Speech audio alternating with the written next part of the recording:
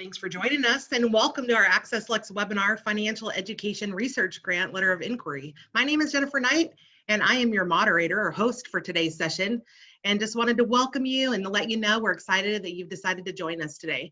And please note that your all participant audio is going to be muted today. So we really want to encourage you to use the chat panel for any questions that you might have. And that chat panel, if you haven't opened it quite yet, look at the bottom of your Zoom screen. You might even need to click or tap to make the options appear. And then once you click or tap the one labeled chat, the chat panel should appear for you. So be sure to direct your questions to all panelists.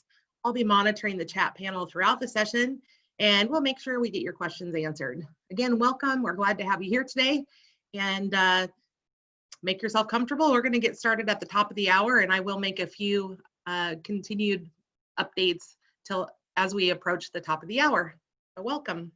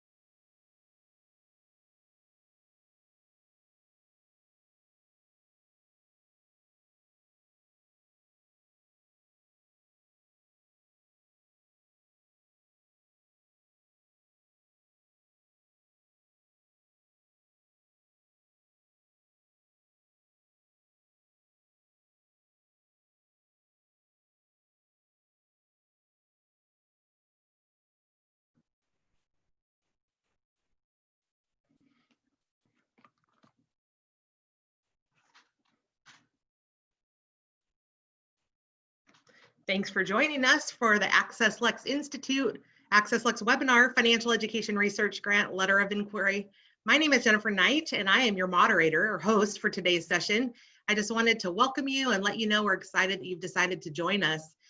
Please note that all participant audio has been muted, but we do want to encourage you to provide any questions that you have in the chat panel. In order to locate the chat panel, look at the bottom of your Zoom screen. You might need to click or tap to make the options appear. And then once you click or tap, find the one labeled chat and click on that, and then you should see the chat panel pop up and appear.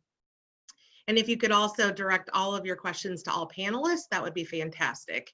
I will be monitoring the chat panel throughout the session, and we want to make sure that you get your questions answered today. And I'd also like you to maybe attempt this chat right now and just drop in the chat panel if I'm coming across clear, if the audio connection's okay for you. I'd love to know just a quick yes or no. That'd be awesome. Thank you.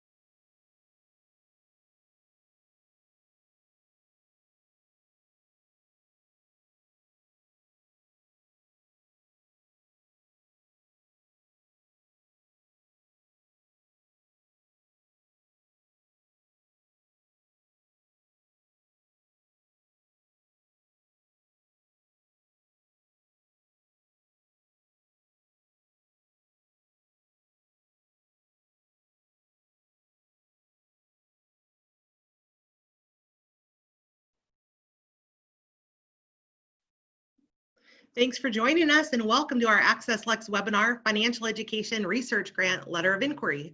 My name is Jennifer Knight and I am your moderator today, your host for today's session. And I just want to welcome you and let you know I'm just excited that you're here today. Please note that the participant audio has been muted, but we do want to receive your questions. We'll be utilizing the chat panel. You can locate the chat panel down if you hover over the bottom portion of your Zoom screen, then go ahead and click or tap the one labeled chat, and you should see the chat panel open up. Be sure when you send your chat question or comments that you direct them to all panelists. And I will be monitoring the chat panel throughout the session. We want to make sure we get your questions answered. So welcome, and we'll get started in just another minute at the top of the hour.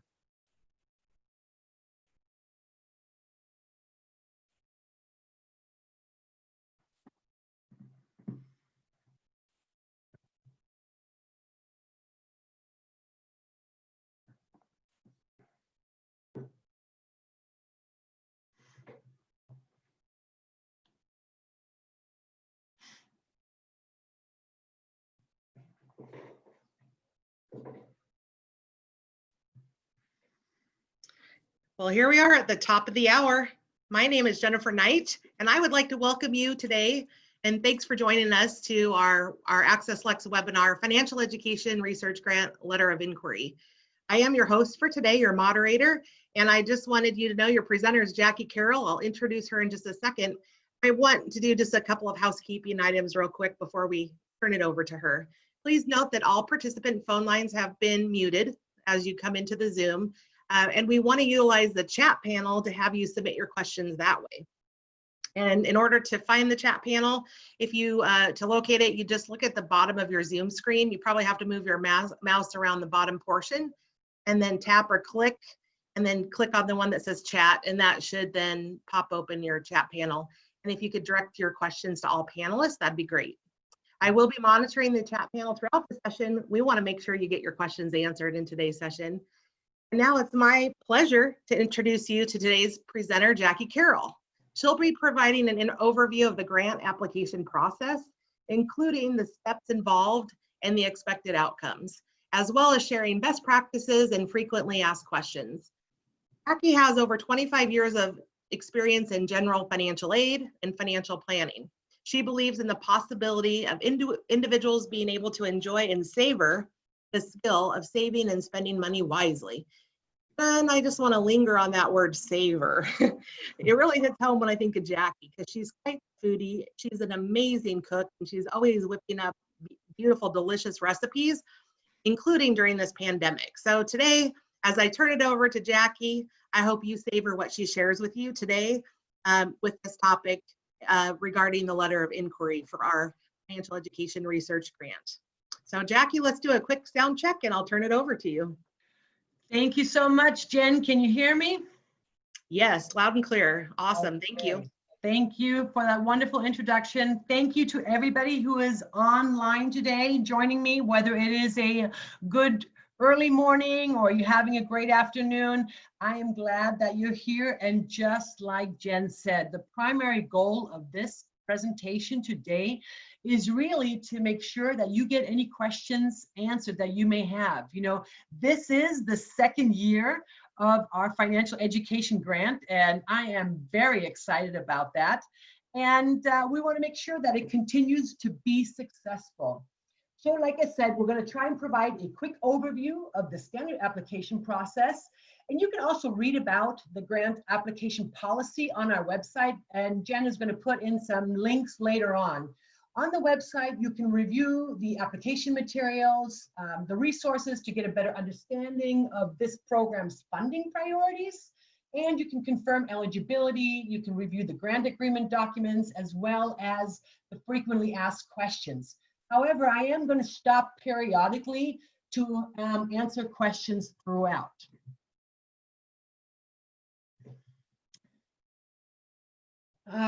So this is an overview of the 4 basic steps involved in the grant process.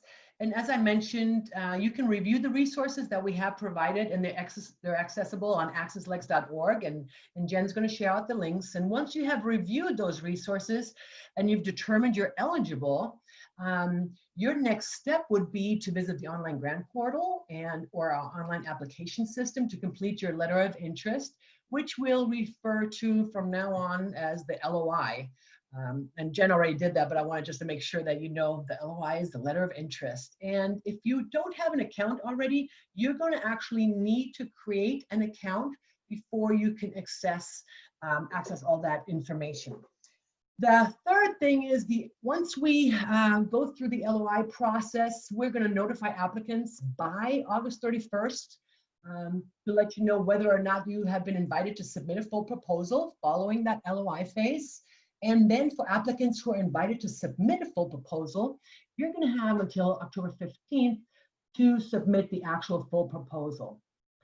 And then the last step will be for that award finalization is we're going to notify you by January 31st of 2021, which is probably going to get here a lot faster than we think, as to whether or not you've been invited to receive funding.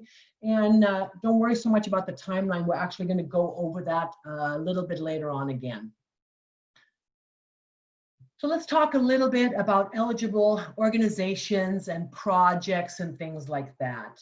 Your organization has to comply with the eligibility requirements as they're described in our grant application policy. And like I said, there is a lot more detail on the website. But as it relates to the funding priorities, the project you submit for consideration has to align with the overall mission of Access Lex, as well as the Financial Education Research Grant Program. The projects that you can request funding for can range between $10,000 and $125,000. And the duration is specific. It has to be a minimum of 6 months, but it cannot be longer than 24 months. This is a snapshot of the timeline overview, just so you can get a feel for the timing. But I'm also really pleased to announce that due to COVID-19, with the understanding that not everybody is back in their office or has access to some of the necessary information or support for this LOI submission, we have decided to extend the date by 2 weeks to July 10th.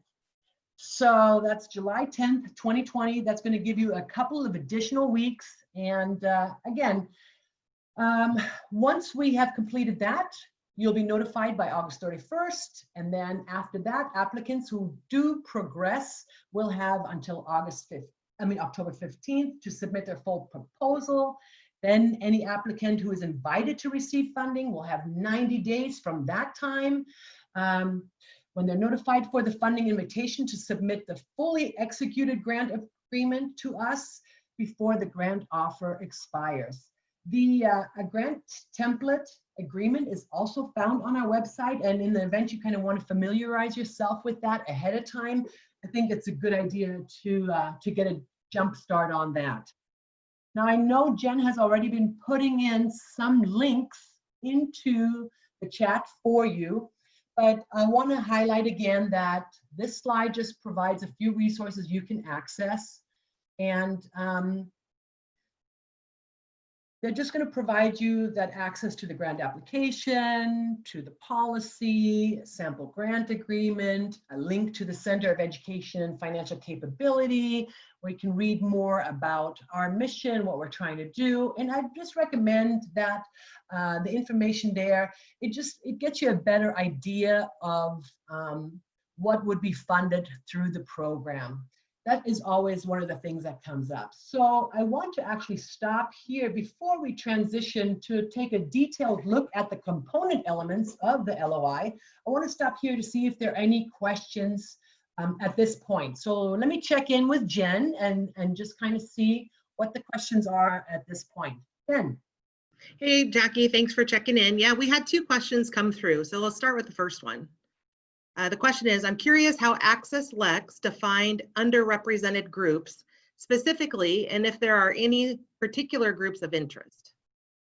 Okay, that's a great question. Thank you so much. As you know, with Access Lex, we do have a huge focus on serving underrepresented groups, and that's part of our 2025-year goals and mission. We're trying to ensure that applicants, for example, into law schools reflect more the diversity of us as a nation, and so they're more representative of that. So we really underrepresented is, in that sense, individuals that may not have that regular access or may not be representative as far as percentage-wise in certain areas that you're dealing with. So if you're in a law school and you feel like at your institution you have underrepresented categories based on your makeup of your institution, we're also going to highlight and accept that as a part of your definition and things like that. All right. The second question that came through is that they're also curious about how Access Lex defines, and I'm doing air quotes, value of legal education, and if that includes how much debt students have. Oh, that's a good one. I'm not sure if I can quite answer that here.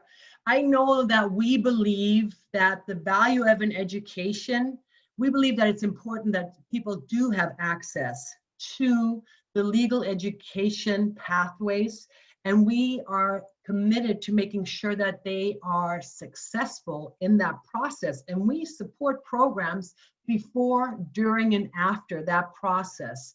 And the value of a legal education, I think value is very much kind of qualitative, and depending on who you are, sometimes, you know, value will have different meanings to you.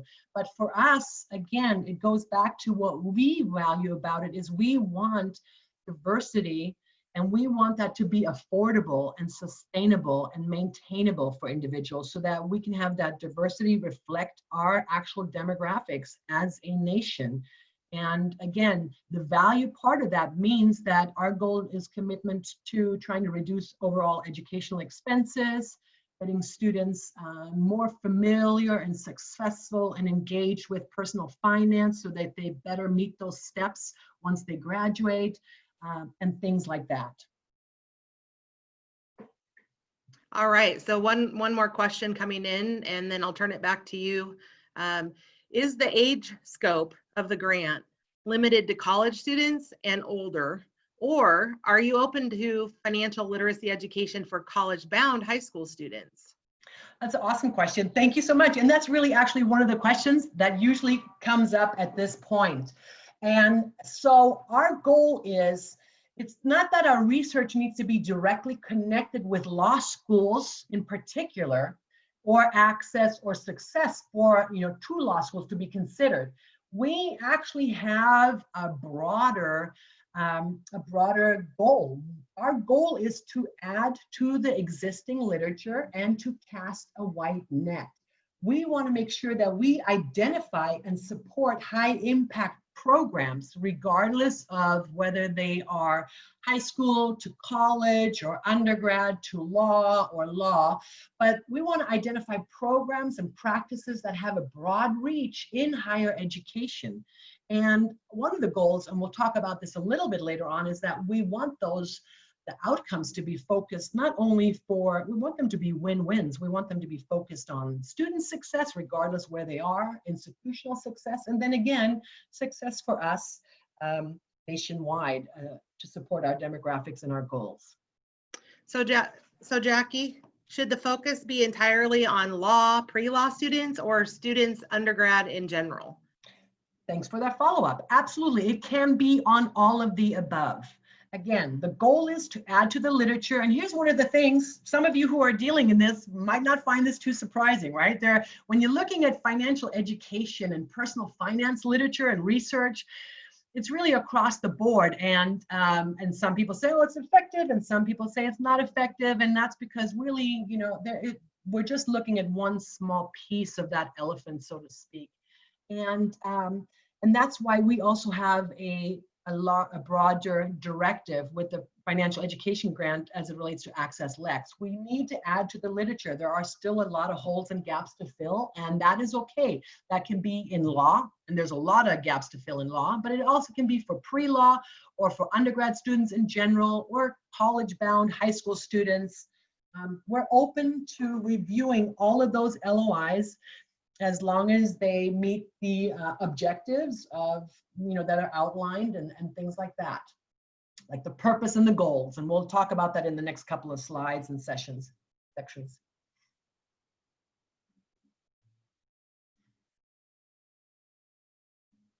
Any last questions, Jen? I think that does it for now. Okay, perfect. Thank you so much. So let's kind of, I think we thank you for those questions, because I think they really started on us for the path that we're going to go, which is the purpose and goals. And so let me just kind of reiterate. We seek to fund programs that are going to take an intensive approach to improving, personal financial habits. And ideally, of course, we're focused on law students, law student graduates, or pre-law, but this is also for other populations. We believe and have a program commitment, is important that it's at least of no less than 6 months, and that will at least reflect the intensity of the program that we need to fund. And so that's one of the elements that you need to consider regardless of the population. And then really the performance period is going to include the planning, implementation, and the evaluation stages of the program. And I want to highlight that aspect a little bit more. So we're interested in innovative, high impact financial education research, with the ultimate goal being financial well-being, financial wellness. That's what we're trying to promote. And that can be found in different areas and in different groups, and that's okay. But this is what drives our mission. So I told you already, there are several resources available on the website you can review. And again, the main goal really for this webinar is to let you know that you have support available. First of all, we want to answer all your questions today, but I also want you to feel free to reach out if you have questions beforehand. So for example, if you're thinking about the scope, like some of you asked those questions already, and you might be thinking, you know what, I'm not sure, reach out. We can talk about that and a little bit beforehand to make sure that you are on the right track and that it's appropriate and things like that. We really encourage applications from programs that display a collaborative approach, programs that have strong partnerships with other organizations, and to achieve that goal of enhancing personal financial knowledge in legal education as well as the other segments. But ideally, I think this could include meaningful collaboration on not only between member institutions or existing personal finance or proposed personal finance programs that you might have, but like inclusions of other supporters of that curriculum or the programs that are on campus. So if you have supporters and curriculum for personal finance on campus and you would like to partner with them, I think those things are great, because sustainability is also one of the things that we're really trying to look forward to. In addition, we're going to do our best part to help facilitate collaboration and partnerships between organizations whenever that's possible. And so for example, you can see you might have an institutional grant that you submitted, and that is going to be similar to another grant from another institution. And we might find that as we do our LOI evaluation. And in that case, we might say, you know what, we want to reach out, and we'll reach out to the institutions that have maybe a same mindset, a same target, a same goal, and to see if you would be open to collaborate on a partnership. So that's one of the things that we're also going to try and do. Let's look at the goals and objectives a little bit. And I think, again, this is where you really need to start thinking about, does it fit the mission? How are you going to measure it? What are the outcomes and things like that? But I want to kind of give a quick shout out here as you're thinking about goals and objectives and outcomes. I want to remind you that you have a great tool at your disposal.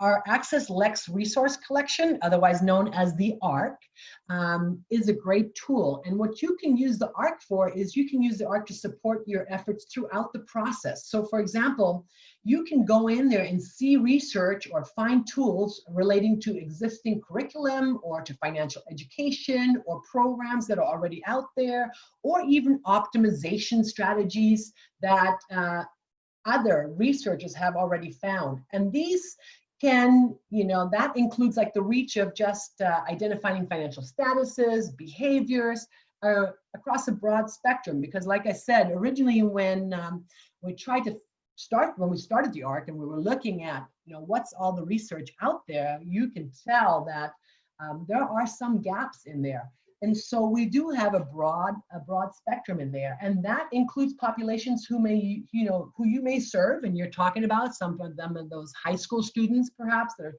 transitioning, or pre-law students and things like that. But this may be an actual really good place for you to start as you define and as you work on figuring out, so what are our objectives, what are our goals, what are the outcomes?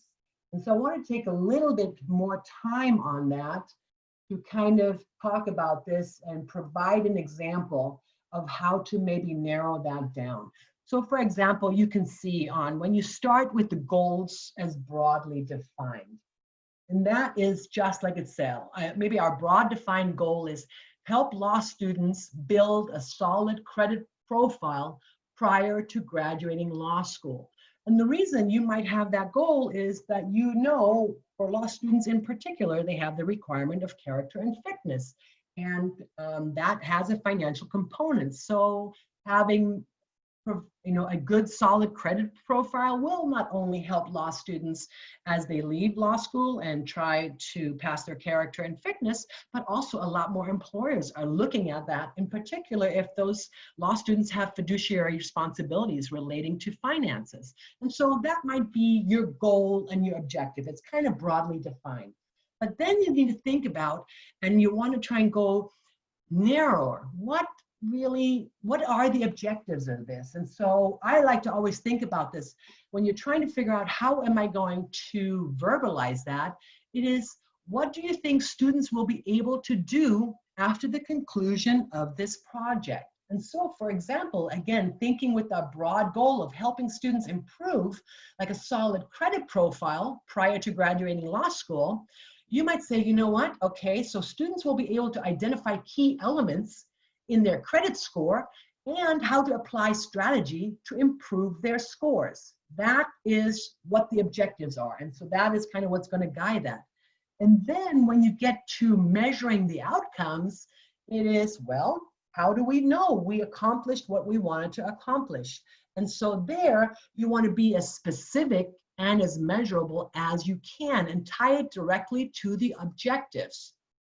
And in that case, you can see, you might, for example, say 80% of the program participants, people that participated in this financial education program specifically designed for this student cohort, will increase their credit score by an average of 5 points over the course of the program. And you might say maybe it's 10 points or 15 points. It really just depends on that. But you can see how you go from very broad defined goal of what you're trying to achieve and why, to what those objectives are, to then linking that to those outcomes. And again, if you're looking at another group of individuals and you want to adjust your goals, objectives, and outcomes for that group and that project, that's great. Just keep in mind that the development and the implementation of innovative, high-impact financial education research is the motivation of this grant. So at this point, I want to stop again before we move into like research methods and data sets. Again, if there are any additional questions at this point. Hey, Jackie. Yeah, there's a couple that have come through here. One is, I'm going back to the question here. Let me grab it again. The document that you just showed on the screen before, the pages, how do they get access to that page that you're showing for the 2019 Financial Education Research Grant document that you were showing? Those are all on the website. So when you go into the Financial Education Center grant, those documents are going to be accessible there. And some of them, they're going to look a little bit different. They're not going to be a document, but you might pull it up and it's already going to be like on the website. Some might be a downloadable document. They're a little bit different, but for the purposes of this presentation, I just kind of snapshot it as a document. But it actually can be a link that you click on, and it's going to provide you all that drop-down information and the details in some cases. All right. And then a person has dropped in the chat panel that they want to learn more about the LOI. Is there an outline or template required? And she said the website doesn't provide enough information. Okay, well, let me double check that, and I will make sure that I thought we had a template out there, but maybe it's not quite clear. So I will commit to this. I will go back and research that, and then I will send a link out to all participants on today's webinar to share that out. And I see that we also have maybe provide the slides, and I will check in with that. I don't see that there's a problem with providing the slides, but I will double check that, and I'll make that commitment to follow up with all of you who attended today to both getting you the PowerPoint slides as well as the detail for some of the detail that you think might be missing. And then there's another questions coming in, kind of a group of questions. Would you consider objectives around communities that support students, such as parent financial literacy and support of student financial literacy? The family unit is often vital in creating more positive financial behaviors.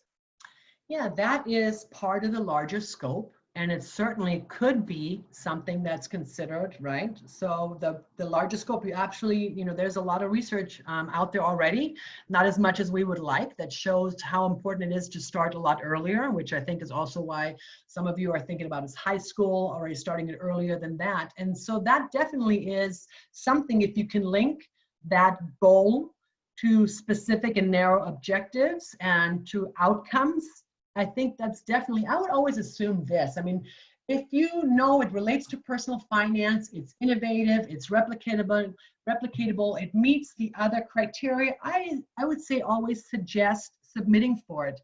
And then you can always, one of the options you have is you can always, if you do not become a grant recipient in this cycle, I would encourage you to reach out and perhaps even ask for how you can improve that one perhaps for the next year. I mean, we definitely want you to be successful, and so you can reach out before, you can reach out after, and we'll try and support you as much as we can.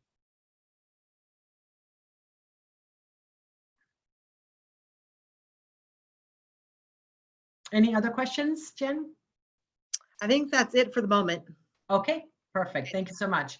All right, so let's kind of look at research methods and data sets. And again, thinking about this, I would suggest the ARC. So even for all of the programs that kind of you have talked about, there's a lot of things in the ARC around community support, about, the connections with financial literacy, financial socialization that begins within the home, high school, pre-law, college. There's a lot out there, and I would say go in there, check it out to review for your background. You can use it for a lit review. You can see examples of how other researchers may have approached a similar research, and you can even see like maybe how you can build on it, or you can have just to see, identify like what type of data sets did they use, and how did that look like.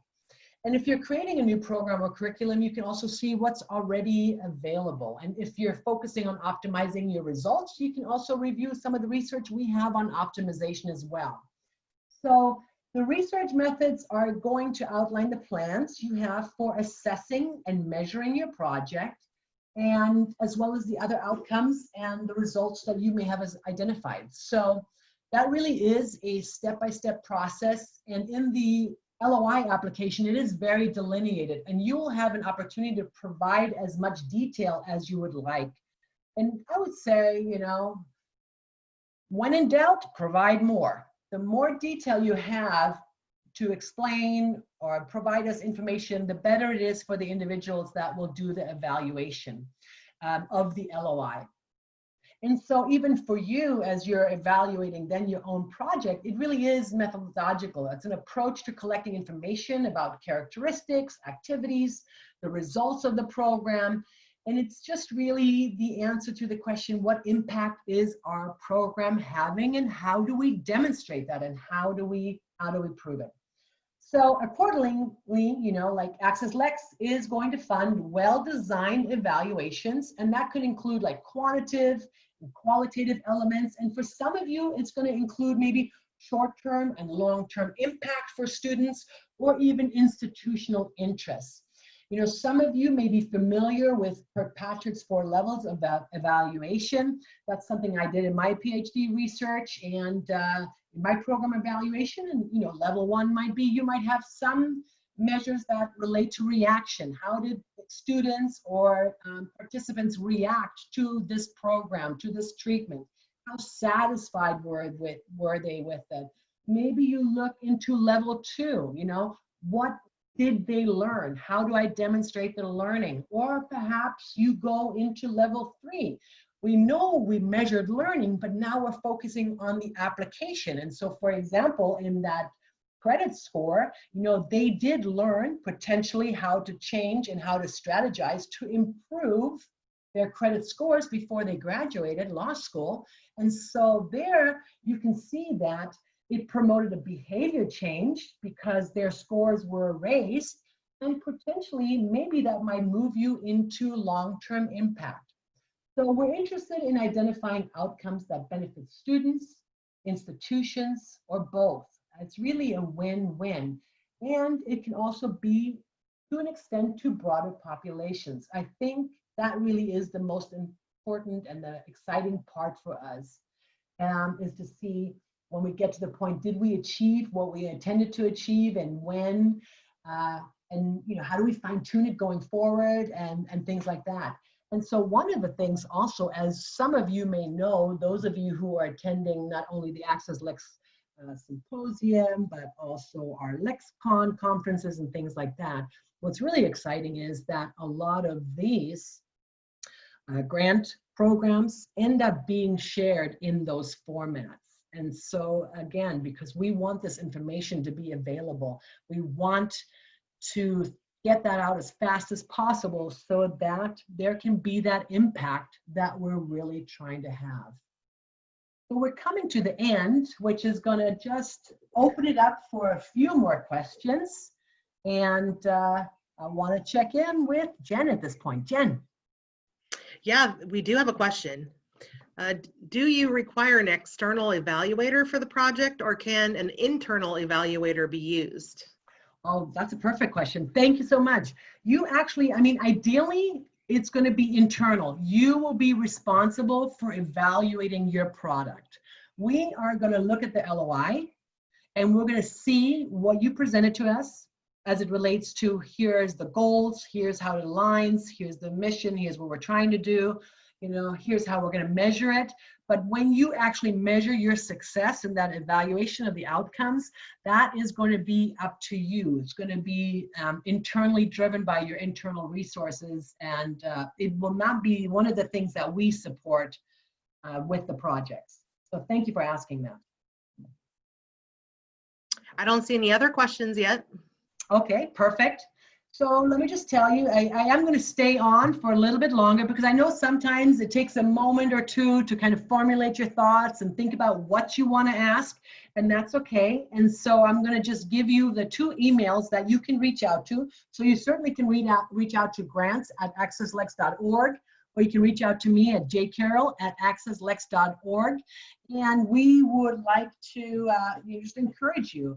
If you have questions, after this, what happens to me generally is I'll be on a webinar, I'll start thinking about it, I'm a participant, and then as soon as I log off, I'm like, this is what I wanted to ask. So if that is an experience you share with me, don't worry. Like I said, I'll put those emails up there for you. Please reach out, and we are here to support you. And again, I want to give you a reminder that the great news is it's been extended until July 10th. So that gives everybody a little bit more time during this kind of unusual time that we're living in. And I'm going to stop and see if there are any questions. Well, we do have a couple questions that came in. The first one is, can we view online the programs that this grant funded last year? You know what? That's an excellent question. Thank you. And so we are in the progress of revamping our website, our Access Lex website. And as such, it has not been updated yet. I'm not sure exactly what the ETA for it is. I know it's relatively soon. It's coming soon, but that revamp is going to include the new posting of the grants that were awarded last year. Now that we went through 2 full proposals and submissions last year that went through the whole process, and they will be listed and highlighted, and as will the researchers. So you can always reach out to them as well, but I'm not 100% sure that we have completed the website update at this point. All right, another question that came in. Are you only focused on specific education interventions or efforts, or is it a broader scan of financial knowledge and outcomes among grad students viable? Yeah, so I mean, I think one of the things that you're asking is it doesn't have to be necessarily a specific education intervention or an effort, but it might be. If you're saying, how is a broader scan of financial knowledge? You might say, for example, are you testing to see what status is of incoming law school students as it relates to their financial knowledge? You're just trying to get something that adds to the literature that hasn't, so I mean, I'm not sure I'm understanding exactly what you're saying. Are you just saying we're just going to measure to see where they're at? Or, so maybe elaborate a little bit more on that. Because I think if you figure out where they're at, it seems to me that you want to take them to another place. Where are they at? And we want them to be here, which that kind of seems like there would be an intervention in there or some effort to help move that needle. But it can be grad students. It doesn't have to be only law students. And again, we can discuss this a little bit more offline. Like I said, I may not be completely understanding the question at this point. So I'll offer that up as well. That is it in the chat panel at the moment, Jackie, as far as questions go. Okay. All right, perfect. Like I said, I'm going to stay on for at least another 5 minutes. So that'll allow all of you who may have some follow-up questions to put them into the chat. But again, I would encourage you, you can email me directly and we can have a phone call about maybe what you're thinking about in specific, kind of socialize it a little bit and go from there.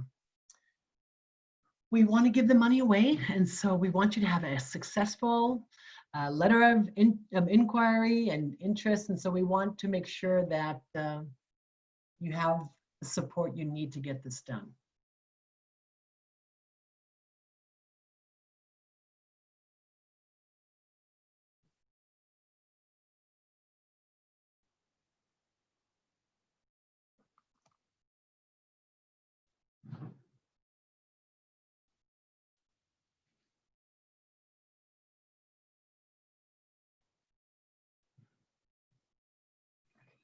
Well, Jackie, let me just say a couple things here about what's coming in the chat panel.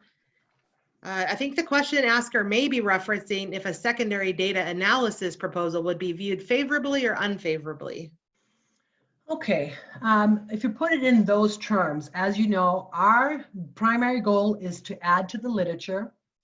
Our primary goal and mission is to identify high impact practices that have benefits to a broad category of students, recipients, participants, maybe institutional effectiveness and outcomes, or a broader scope. So based on that, I think that's one of the things that would be your guiding point. I would have to know more to see how that review of the secondary data would help maybe identify another high impact practice, and maybe it's more specific, focused, on one, and you're adding to the literature. That would be entirely possible.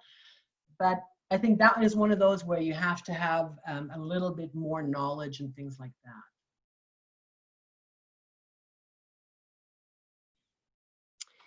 that. Let's see here, 2 questions coming in. If slides are permitted, when could we expect to have it? I will try and make a commitment to follow up on all of that at least by Tuesday of next week. And to reach broader impact, a smaller scale as pilot project is reasonable, right?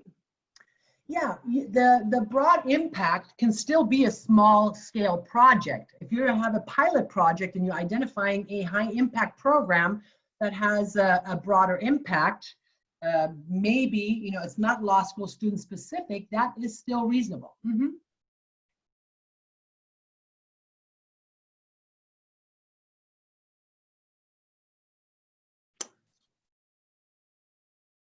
A lot of thank you notes coming in, Jackie. I'm glad to hear that. Again, thank you so much for joining us today.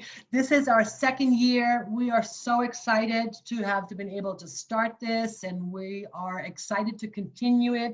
And again, our goal is to make sure you're successful with your submissions, because we have no limits on what we're going to fund. And so the more we get submitted, the more choices and offerings we have. And again, we're here for your support, so please feel free to reach out.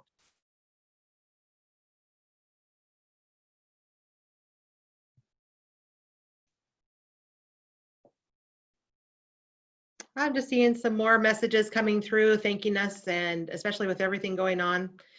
So just thanking us. And you're very welcome. We're so glad you tuned in today, and you can see we're still going to be here for you after the session. You can reach us at grants@accesslex.org. You can reach Jackie Carroll directly at jcarroll@accesslex.org, and we will be committed to sending you some follow-up to answer some of those questions that we discussed today, where we didn't get detailed enough answers. And give you that PERG document that we talked about that Jackie sampled. Give you a link to that. Okay, thank you so much, Jen. You all have a wonderful rest of the day, and I look forward to reviewing some of those LOIs in the future. Thank you so much.